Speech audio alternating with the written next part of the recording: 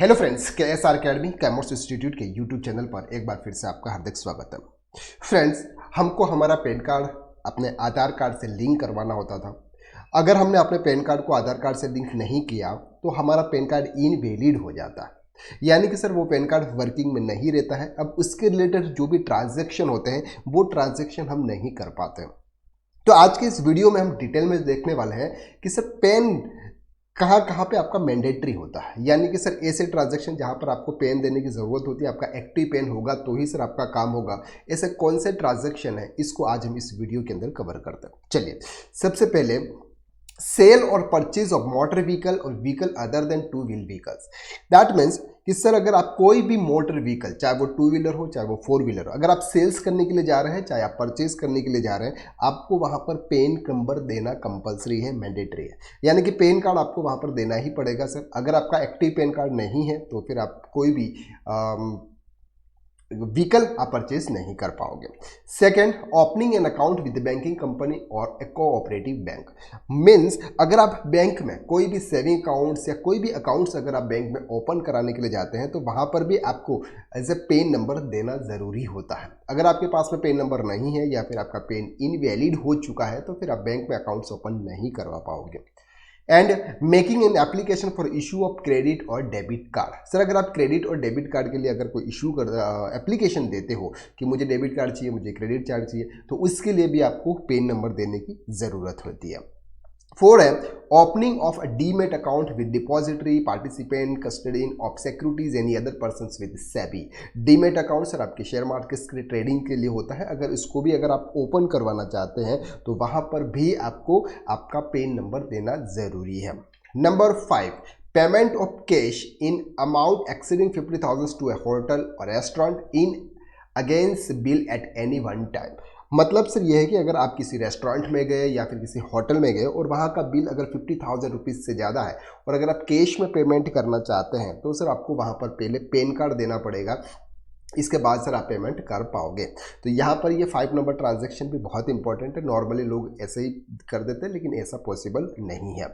Number 6, payment in cash of amount exceeding 50,000 in connection with travel to any foreign country और payment. अगर आप sir foreign में कहीं भी ट्रैवलिंग कर रहे हैं तो वहाँ पर आपको 50,000 रुपीज़ से ज़्यादा अगर आप कहीं भी कैश पे करते हो तो सर यहाँ पर भी आपका क्या है, नॉर्मली पेन नंबर देने की ज़रूरत पड़ेगी। And payment of amount exceeding 50,000 to a mutual fund purchase of its unit. यानी कि अगर आप कोई भी म्यूचुअल फंड अगर परचेज करने के लिए जाते हैं और 50,000 रुपीज़ से ज़्यादा की अगर उसकी वैल्यू है तो वहाँ पर भी आपको आपका पेन कार्ड नंबर देना पड़ेगा। Payment of an amount exceeding 50,000 to a company और इंस्टीट्यूशन ऑफ एक्वायरिंग डिबेंचर और बॉन्ड इश्यूड बाय इट। अगर आप किसी भी कंपनी के डिबेंचर्स या बॉन्ड परचेज कर रहे हैं और उसकी वैल्यू अगर 50,000 रुपीज़ से ज़्यादा है तो भी आपको सर आपका पेन नंबर देना पड़ेगा।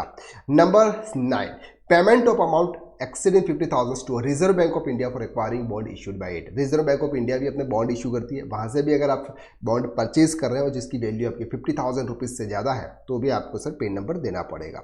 Number 10, deposit of cash exceeding 50,000 during the one day with banking company. अगर आप बैंक में एक दिन में 50,000 रुपये से ज़्यादा का अगर आप कैश डिपॉजिट करवाते हो तो वहाँ पर भी आपको पेन नंबर देने की ज़रूरत होती है। लेकिन ऑलरेडी जब हम अकाउंट्स ओपन कराते हैं वहाँ पर हम ऑलरेडी अपना पैन कार्ड हम दे चुके होते हैं तो अलग से फिर सेपरेटली हमको वहाँ पर रिक्वायरमेंट नहीं होती है। And payment in cash of for an amount exceeding 50,000 during one day for purchase of bank draft, pay order, bank cheques from banking company and cooperative bank. मतलब कि सर अगर आप कोई भी बैंक ड्राफ्ट अगर बनवाना चाहते हो, पे ऑर्डर चेक बनवाना चाहते हो और वो भी इसकी वैल्यू अगर 50,000 रुपीज़ से ज़्यादा है और कैश में, तो सर आपको यहाँ पर पेन नंबर देना ज़रूरी होगा। लेकिन नॉर्मली आजकल जो पे ऑर्डर्स बनते हैं, बैंक ड्राफ्ट जो बनते हैं वो चेक से बनते हैं, तो यहाँ पर भी आपको ये चीज़ थोड़ा सा ध्यान रखना है। And number 12, payment of an amount aggregate is more than 50,000 financial year as a life insurance premium to an insurer. अगर आपने कोई भी लाइफ इंश्योरेंस प्रीमियम लिया हुआ है, उसका अगर आप प्रीमियम पे कर रहे हैं और उसकी वैल्यू अगर 50,000 रुपीज़ से ज़्यादा है तो आपको पेन नंबर देना होगा। एंड नंबर 13, सेल और purchase by any person of share of a company not listed in recognised stock exchange for amount exceeding rupees 1 lakh पर ट्रांजेक्शन। सर जो कंपनी आपकी सेबी के अंदर रजिस्टर्ड नहीं है, रिकॉग्नाइज स्टॉक एक्सचेंज के अंदर रजिस्टर्ड नहीं है, ऐसे कंपनी से अगर आप शेयर परचेज कर रहे हैं और उसकी वैल्यू अगर 1 लाख रुपीज़ से ज़्यादा है तो भी सर आपको आपका पेन नंबर देना पड़ेगा। तो ये कुछ 13 ट्रांजेक्शन थे जिसके अंदर पेन नंबर देना मैंडेटरी होता है। आई होप कि आपको यहाँ तक समझ में आ गया। तो आज के लिए बस इतना, नेक्स्ट वीडियो में हम फिर मुलाकात करते हैं, तब तक के लिए थैंक यू सो मच।